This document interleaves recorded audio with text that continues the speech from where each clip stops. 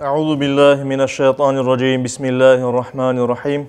Elhamdülillahi rabbil alamin ve salatu vesselam ala rasulina Muhammed ve ala alihi ve ashabihi ecmaîn. Amma ba'd. Selamun aleyküm sayılı cemaat-i muslimin.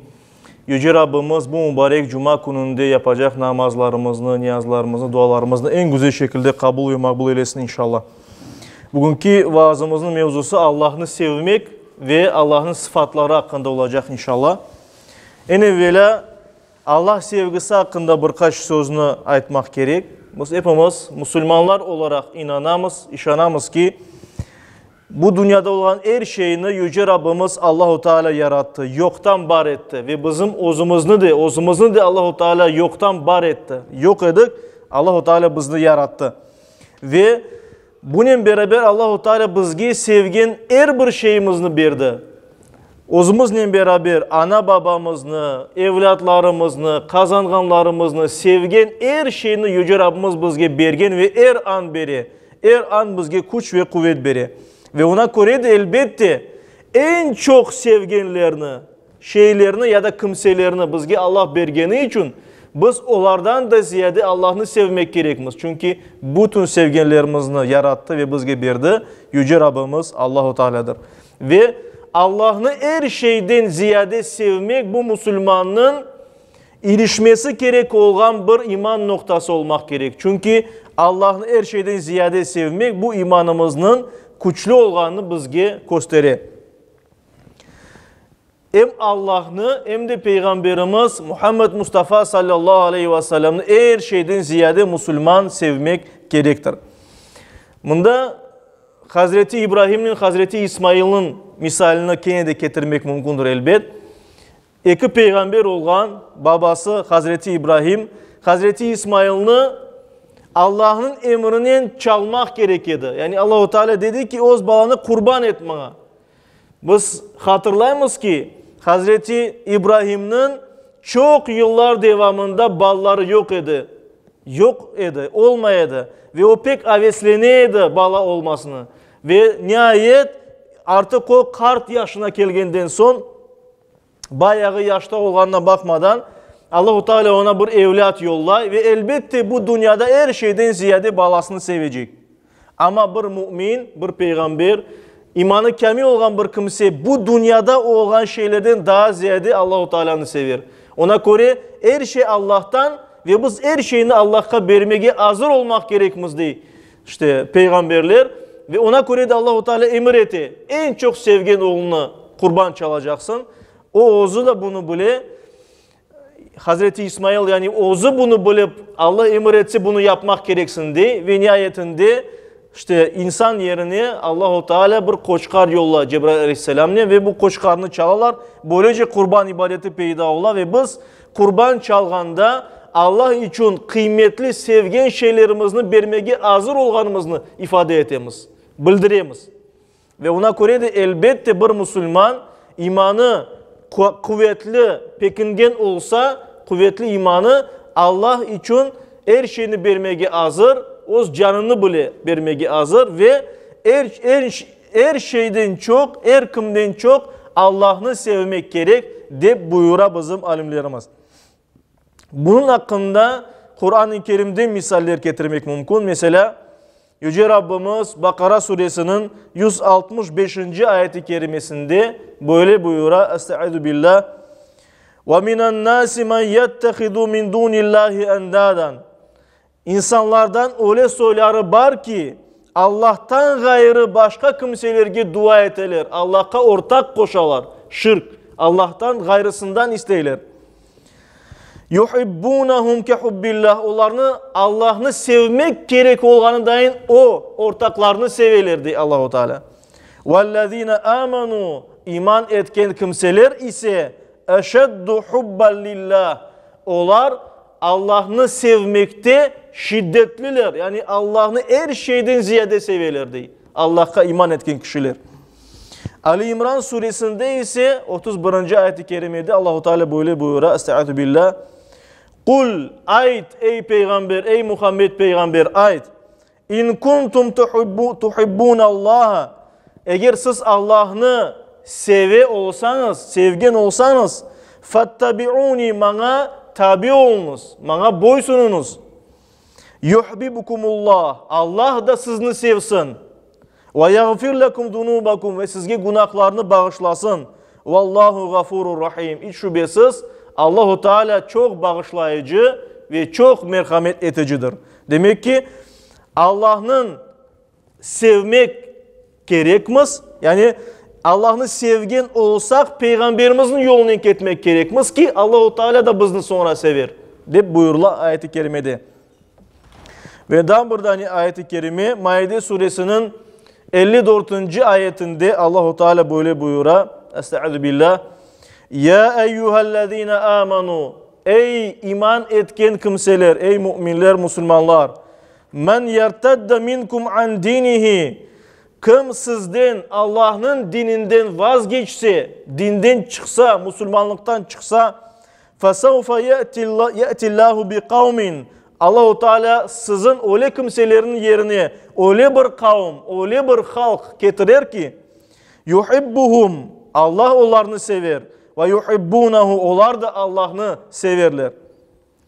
Ezilletin alel mu'minin, onlar iman etken kimseler için alçak gönüllü olacaklar, alçak davranacaklar. Yani alçak degeni özlerini büyüklükke vurmayacaklar.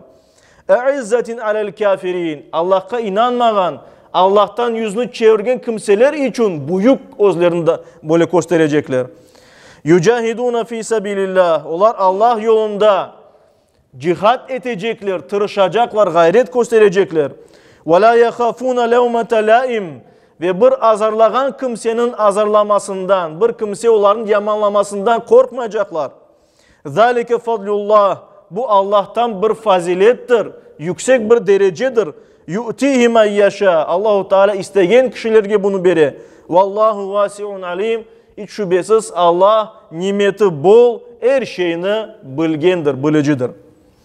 Hadis-i şeriflerde ise böyle buyurula, bir misal olarak bir hadis getireyik.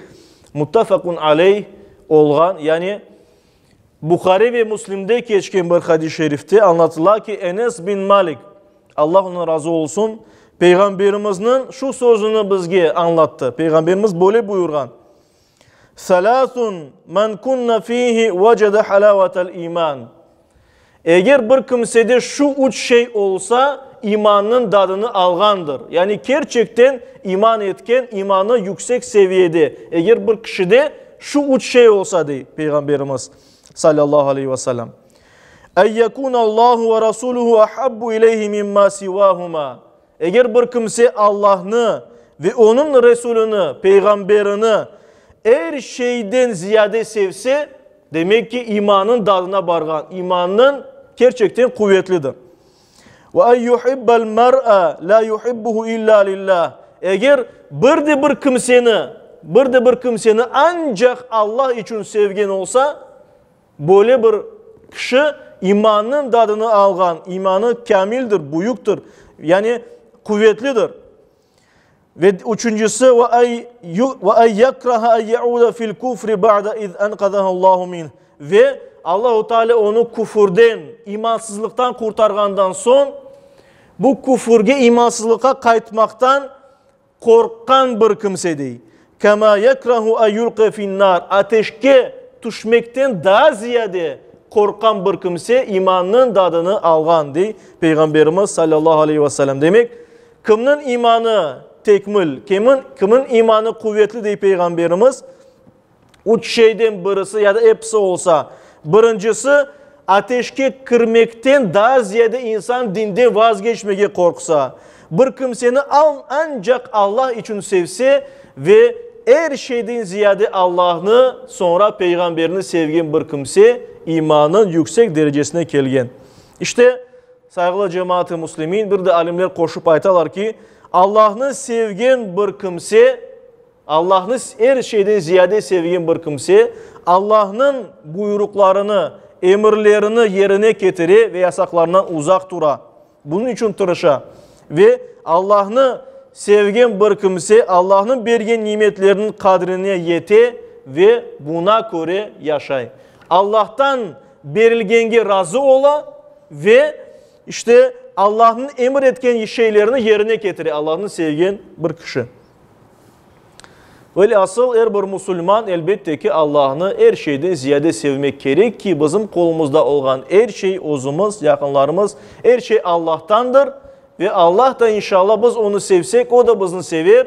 Razılığına yetiştirir, cennetine koyar ve sevgililerimizle beraber gene cennette beraber olmaya devam ederiz inşallah. Yeter ki Allah'ını seveyik. Saygılı cemaat-i Müslümin, bir de Allah'ın sıfatları hakkında bir mevzuğa kireyik. İnşallah ne kadar vaktimiz yetse o kadar anlatayıq. Biz aytkan edik geçken vaazlarımızda Allah'a iman nedir? Allah'ın bar olmasına iman etmek, inanmak. Allah'ın bir olmasına inanmak. Bir de Allah'ın yüce sıfatlarına inanmak. Allah'ın güçlü, kuvvetli olganını, her şey noksanlıklardan uzak olganını aytmak. Ve bütün zayıflık şeylerden Allah'ını uzak tutmak demektir deyip aytamız. Ve biz aytamız ki Allah'ın biz nasıl olganı kaydan bileyik. Bir insan Allah'ın nasıl olganını anlap olalmaz hiçbir vakit. Çünkü bir insan Allah'ın büyüklüğünü kavrap olalmaz. İnsan sınırları var. Yani belli bir yerge kadar bir şeyini anlaması mümkün, görmesi mümkün, duyması mümkün. Ama Allah sınırsızdır. Ama biz Allah'ın nasıl olganını Allah özü bildirgeninden bilemiz. Yani Allah-u Teala Kur'an-ı Kerim'de o sözünde ya da Allah-u Teala Peygamberimizin sözünün men böyleyim dey. Bizge anlata bunu. Ve ona göre de biz Allah-u Teala'nın nasıl olganını onun sıfatlarından bilemiz. Bildirilgen sıfatlarından. Ve alimlerimiz şu sıfatlarını bizge anlatkanlar. Yani Allah-u Teala böyledir. Ayetlerge ve hadislerge esaslanarak. Bunu kaydetmek gerek ki Allah'ın sıfatları ezeli ve ebedidir. Yani her vakit olgan ve her vakit olacak. Allah-u Teala için vakit degen şey yok. Vakit bizler için var. Biz yaşayımız, bizim geçmişimiz var. Şimdi yaşadığımız vakit var ve geleceğimiz var. Allah-u Teala vakitle sınırlı değildir. Yani Allah-u Teala bir anda her şeyini bilir. Her şeyini anlar. Gelecektin de, geçmiştin de onun için gizli olan bir şey yok. Allah için vakit yok degenimiz.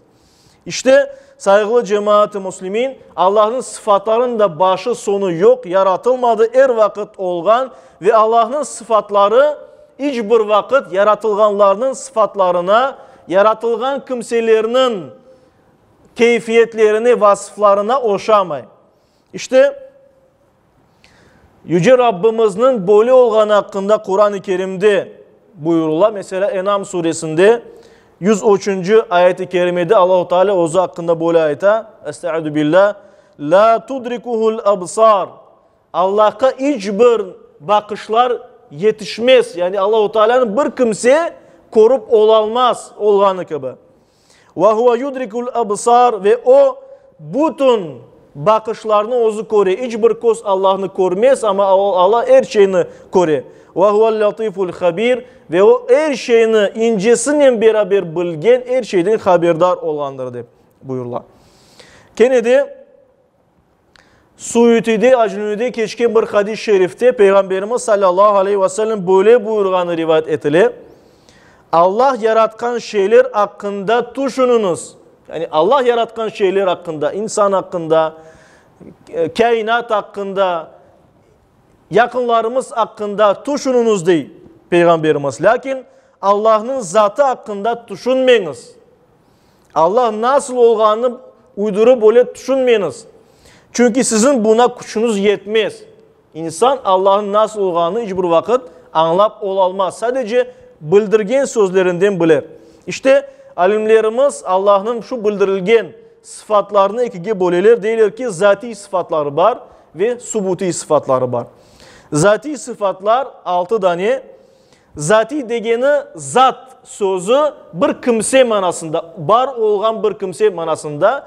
Allah'ın zatının, Allah'ın özünün alakalı olgan sıfatlarga biz zati sıfatlar aytamız ve bunlar ancak Allah'a mahsus. Allah'tan gayrısında böyle Allah'ın şahsi sıfatlar başka yok. Allah'a khas, Allah'a mahsustur. Ve bu sıfatlarga biz geçsek ancak Allah'ta olan sıfatlar 6'dır dey alimlerimiz. Allahu Teala bizge bildirgen sıfatları. Birincisi vücud. Vücud Arapça bar olmak demektir. Yani Allah'ın birinci sıfatı Allah bar. Bardır. Yani bir varlıktır, mevcuttur. Ve onun zıtı ise yokluktur. Allah'ın yok olması düşünülmez. Çünkü daha evvelki vaazlarda biz ayettik. Allah vacibul vücud. Yani varlığı mutlak kesenkes gerek olan, kalgan her şey, insanlar, kainat, her şey olması için Allah'ın olması gerek. Ve ona göre de Allah'ın birinci sıfatı bar olmasıdır. İkinci sıfatı kıdemdir. Kıdem degeni ezeli olgan, yani her vakit olgan, başlangıcı yoktur Allah'ın. Allah her vakit bar idi. Yani bir yerde peyda olmadı. Her vakit bardır. Ve bunun zıtı yaratılmaktır. Bizler yaratılamaz. Allah'tan gayrı her şey yaratıldı. Ama Allahu Teala hiçbir vakit yaratılmadı. Allahu Teala her vakit bar idi. Üçüncü Allah'ın sıfatı bu beka. Beka ebedi olmak demektir. Yani Allah'ın sonu yok. Allah her vakit olacaktır. Bunun zıtı fani. Fani degen sonu olgan demek. Biz aytamız bu fani dünya. Yani bu dünyanın sonu var. Ama Allahu Teala'nın sonu yoktur. Allahu Teala her vakit bar olganı gibi her vakitte bar olacak. Ve bu iki sıfat hakkında Kur'an-ı Kerim'de Yüce Rabbimiz ozu böyle buyura. Estaizu billah. Hadid suresinde 3. ayet-i kerimede böyle buyura Yüce Rabbimiz. Huvel evvelu vel ahir. Allahu Teala her şeyin evvelidir ve her şeyin ahırıdır. Yani her vakit olgan ve her vakit olacaktır. Kasas suresinde ise Yüce Rabbimiz 88. ayet-i kerimesinde buyura. Estaizu billah. Kullu şeyin halikun illa vecheh. Her şey yok olucudur Allah'tan, Allah'ın zatından gayrı. Allah her vakit olacaktır diye buyurulan. Bu üç sıfat. Dördüncü sıfat ise Allah'a has olan, sadece Allah'ta olan bir sıfat. O da muhalifatun lil havadis. Yani yaratılgan varlıklarga oşamamak. Allahu Teala ozu yaratkan şeylerge ya da kimselerge oşamay. Bunun zıtı yaratılganlarga mesela insana oşamak ola ya da insanın Allah'a oşaması. Bu da dinimizge göre mümkün değildir. Çünkü Allahu Teala mutlak bir varlıktır. Allah'a hiçbir kimse oşamaz. İnsan da Allah'a oşamay. Yani insan Allah ya da böyle ayetler bazı dinlerde bildirilgeni gibi Allah insanını özünü oşatıp yaratmadı. İnsan yani bambaşka Allahu Teala'ya oşagan tarafları yoktur. Yani asıl olarak oşamay. İşte Kur'an-ı Kerim'de Şura suresinin 11. ayet-i kerimesinde Allahu Teala buyura. Estaizu billah. Leysa kemithlihi şey'un. Hiçbir şey Allah gibi değildir diye. Hiçbir şey. İnsan da Allah gibi değil yani. Beşinci Allah'ın sıfatı bu da kıyam bi nefsihi. Yani Allah'ın bar oluvu özündendir. Allah özünden bardır. Kalgan, yaratılgan her şey ise Allahu Teala onlarını ayakta tutkanı için var. Bizge her an güç kuvvet bergeni için biz yaşayımız. Yoksa Allah'tan enerjiye gelmese biz yaşap olamayacakmız saygılı cemaat. Allah ise özünden yaşay ve hiçbir şey ona tesir etip olamaz. Zaten biz bilemiz ki Yüce Rabbimiz Kur'an-ı Kerim'de bunun hakkında çok yerde buyura. Mesela İhlas, Kul Huvallah suresinde 1. 2 ayette Allahu Teala böyle buyura. Estaizu billah. Kul Huvallahu ahad. Ayet ey peygamber Allah birdir. Allahu samad. Allah'ın hiçbir kimseye ihtiyacı yok. Allah'a bir kimse tesir etip olamaz. Yardım da etip olamay, zarar da etip olamay. Allah'ın varlığı özündendir. Ve Fatır suresinin 15. ayet-i kerimesinde ise Yüce Rabbimiz böyle buyura. Estaizu billah. Ya eyyuhan nas. Ey insanlar. Entumul fukara'u ilallah. Siz hepiniz Allah'a muhtaçsınız. Allah sizni ko'zetib, kuch-quvvat sizga beri. Vallahu vel ganiyyul hamid. Allah ise muhtaç değildir. Ve Allahu Teala maktavga layıktır deb buyurular. Ve sonuncu Allah'a mahsus olan 6. sıfat vahdaniyettir. Vahdaniye Allah'ın bir tek olması demektir. Allah'ın bir tek olması zaten İhlas suresinde biz bunu ayettik. Yani Allah'ın eşi, apayı, balası, benzeri ona ten olacak ortağı yoktur. Saygılı cemaat. Allah sadece birdir böyle, bir tektir. Biz bir tek Allah'a inanamız. Ve son ayet getirip inşallah vaazımızı bitireyik. Ayetül Kursi'nin başında buyurula, estaizu billah, Allahu la ilahe illahu. Allah, ondan başka Tanrı, Huda ilah yok. İhlas suresinde ise buyurula, lem yelid ve lem yulad. O doğmadı ve doğurulmadı. Lem yekul ve lem yekul lehu kufuven ahad. Ve ona ten olan hiçbir kimse yoktur. İşte biz Allahu Teala'nı böyle bilmek gerekmiz. Yüce Rabbimiz Allah'a iman etken, imanla yaşayan, son nefesini bergen kullardan olmağa hepimizge, yakınlarımızla beraber nasip eylesin. Amin.